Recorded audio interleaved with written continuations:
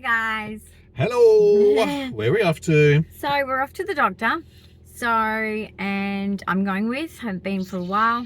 So this is a 35-minute drive, isn't it? 35-minute drive. 35-minute drive. Hour and a half appointment. Oh, it's 1:11. Make a wish. 1:01, exactly. Oh, I guess he's coming with me. Oh, Sarah's coming with you.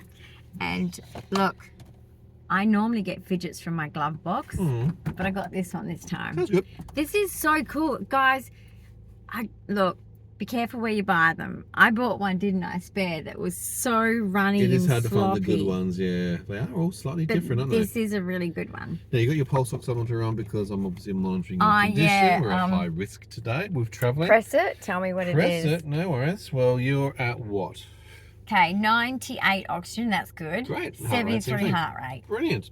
So we're keeping an eye on things. She's had a couple of oxygen drops already, Yeah. but she's at high risk. We got up at 4 o'clock this morning, bright and early. She was keen to get going, I think. I don't know what happened. No, I woke up and I was in pain. And you know how you wake up, well, if anyone knows pain, if they live with a painful condition, I woke up and the pain stopped me from going back to sleep. So naturally, You were in lots of pain. it's not my... We had traction. It's not my massage, choice We had to the massage stay. gun. You had medication. Yeah, he had to use the massage gun on my muscles to loosen it. Wasn't working. Oh, it was awful. Anyway, I've been sitting up too much. I've been doing too much. I've been pushing too much. Too much. Yeah. Eh? So that and a migraine, and you've had lots of I've migraine had lots of medication. migraines. So you know what that So means, we're don't on you? seizure alert, guys. She's in high risk of a seizure. Anyway, my helmet arrived today, so there'll be a video on that. Yes. Because Just I know arrived, that literally, just turned up.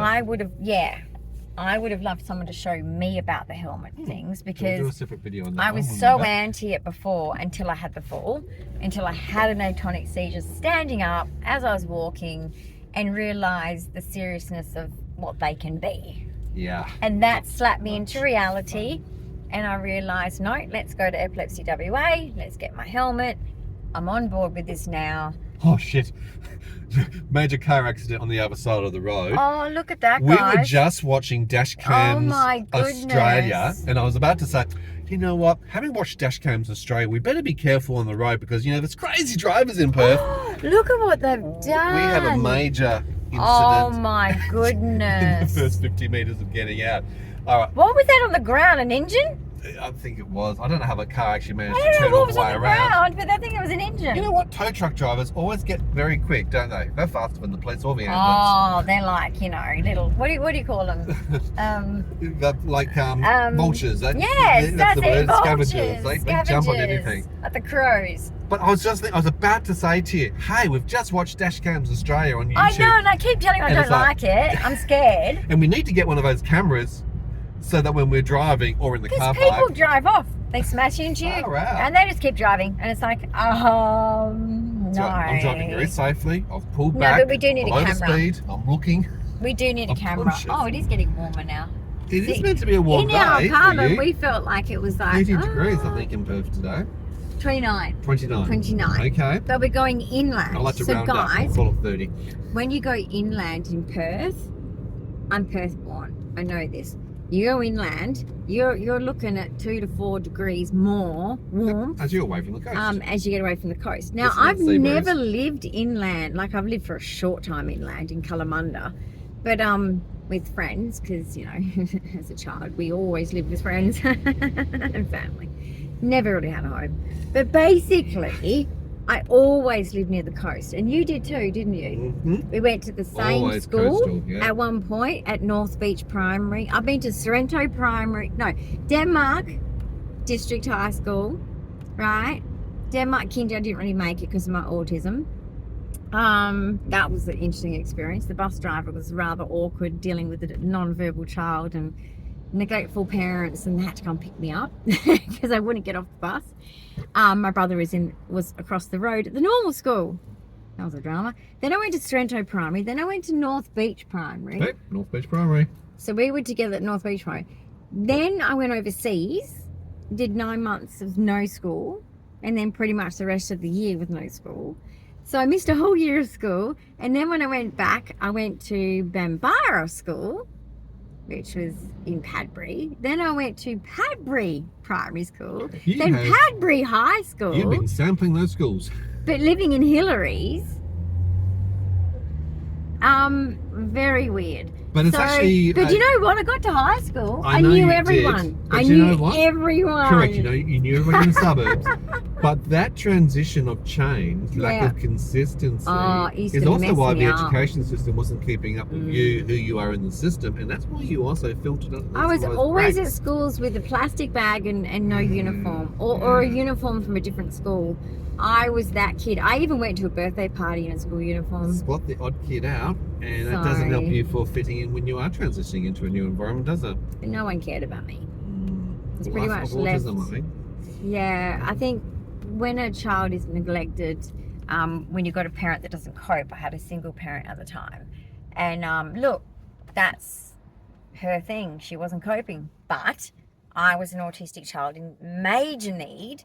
As you can imagine, 10 years of age, autism is really tough for girls. And it's the age of so many expectations on an autistic.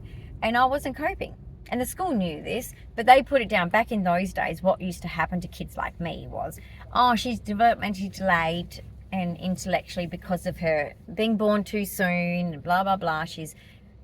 Was a premature baby. That's what category they put you in. That's back in my era in Australia. So let me know what your era, if you're ex-gen and you're autistic, what category were we put in? Because I was put in hyperactive. That was ADHD. That's what they called it. It was hyperactive.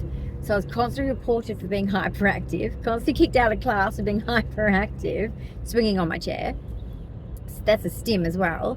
But instead of being called autism and selective mutism, it basically got looked at as being developmental delay. Yep, correct. You know? Which means that's why you're in special ed, and obviously in the lower Always form in special classes, ed, yeah. Or with options to be kept down. And it I was guess. weird because no one explained it to me. No one said to me, oh, you know, okay, that's cat fur. Hang on, fur ball. Those ragdoll cats. Jeez. Having fluffy cats. It's punishment, isn't it? No, but no one ever explained it to me, and I was always confused about why am I not doing class with everybody else? Why do I always have to leave?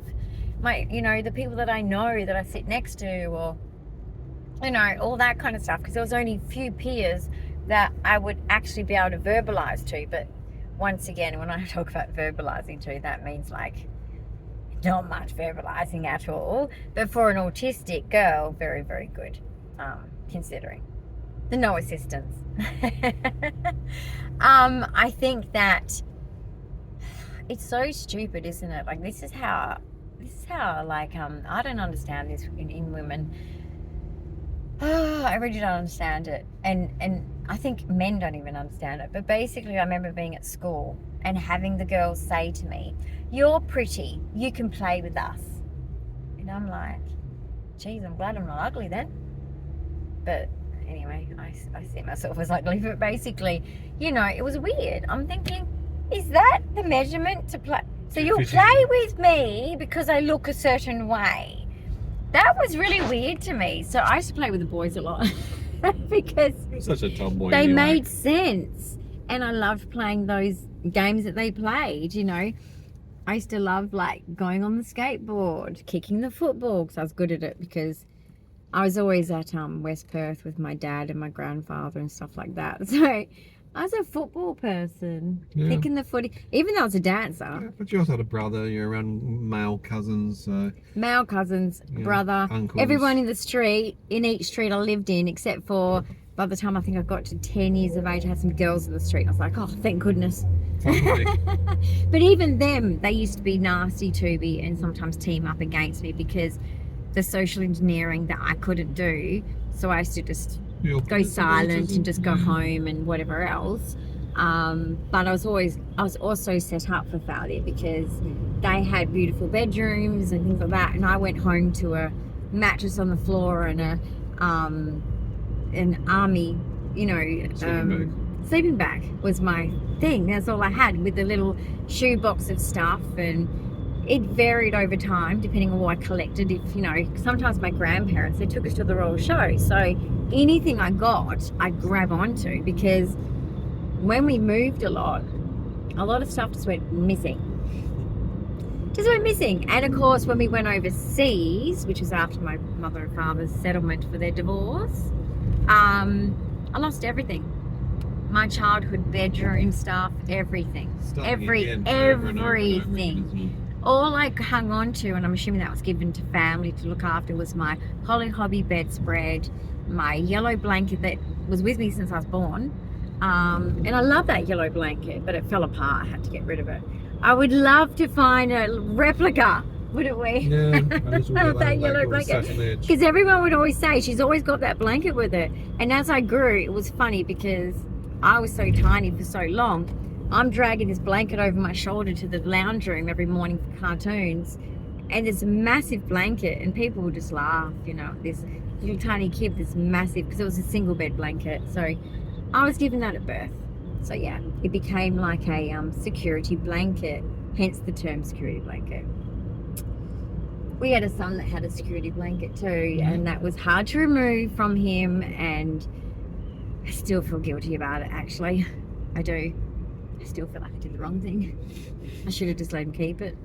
Really? You know? Stupid. But anyway, so don't take away your kids' security stuff. I am checking the 7-Eleven. We have been actually keeping an eye open in case we find a 7-Eleven petrol station, as we call them over here, for the Slurpees. Because you want to try the other range. The place we went Limited only range. had like 4 flavours. Yes. I want to try them all and then decide what I like the most. Yes. So we're going to find a bigger, well, it doesn't need to be bigger. It needs to have Different. a large range of Slurpees. We need to find a place where all the kids go. All the kids. All cool You know, kids, it's not don't just they? for kids. Yeah, I say that all the time. It's not just for kids. You got to play. Yes. Like with the aeroplanes, you got to play. Well, you'll be seeing some airplanes soon, because we are about to go past the airport. This is a good thing I like about driving to my doctor's is I see aeroplanes and they look like they you could just touch them almost. Rub them. I don't know what it is with me and aeroplanes. I should have joined the Air Force. So I've been checking your pulse oximeter. Oxygen's really good. Your heart rate, of course, is a lot higher, but we expect that because you got orthostatic intolerance, and of course, sitting up and travelling increases your heart rate and your blood pressure, particularly. Can make you feel a bit off. So we have to keep an eye on that as we go along. But otherwise, you're doing okay. I am, and guess what? On the way back, we've got to get a few things from like Kmart and Woolies. If you feel up to it. If I feel up to it, that's true. But what if we find a 7-Eleven and get a Slurpee? We can get a Slurpee if we find one. Yes. I'm excited. Okay, good. Well, I want the bubblegum one, or at least the grape. Oh my gosh, grape reminds me of Bali. Oh, the grape Fantas. When I went to Bali, I was addicted to them. Like, addicted to them. That was in the good days when my family loved me a bit, you know, and we actually had a holiday and had fun together, you know. But then it was like, get lost again, you know. But anyway, grape is delicious. And I know it's going to be delicious in a Slurpee. So I want grape or bubblegum. What about you? Are you going to go with cola again, or are you going to try something different? I don't know. I'm tempted to try. There's a pine lime. You don't try, you don't find. There's a pine lime. I don't mind pineapple. But that wasn't available where we went. So that's why we need to find one that's better. Options. Do you know what I mean? Because that one was 4 options. That's not enough. I think they actually have on, because I looked on their website. Didn't they have 8 flavours? I thought they had at least 8 flavours. Yeah, I think they have 8 flavours, but unfortunately, we only got 4 choices. Like, nah. But we will find a better one. So the indoor skydiving building is just over there called Fly. I think there's also an escape. There's the Mystic Clue escape room. We've actually got a game called Escape Room to play at home. It's a one-time use game though, because once you've played it, you can't play it anymore. That's a one-time use. No. There's parts in it that you have to actually use, bend, twist, cut, or whatever else. Why did you let us buy it if it's a once-off game? So cool. It was cheap, but it was a one-time use. So we've got that game to look forward to. Why is it one-time use though? Why can't you? Because there's parts of it you actually have to shape and adjust. Weird colour. Would you go indoor skydiving? Well, if my doctor approved. He wouldn't approve. Of course he wouldn't approve. A lot of things that are adventurous with you, could not be done. I would love neck, to. EDS, heart, respiratory. Yeah. I would go otherwise. Yeah. I would literally go. Well, it's safer than actual skydiving, isn't it? I need to go roller skating. On the to-do list. Oh my God, the planes!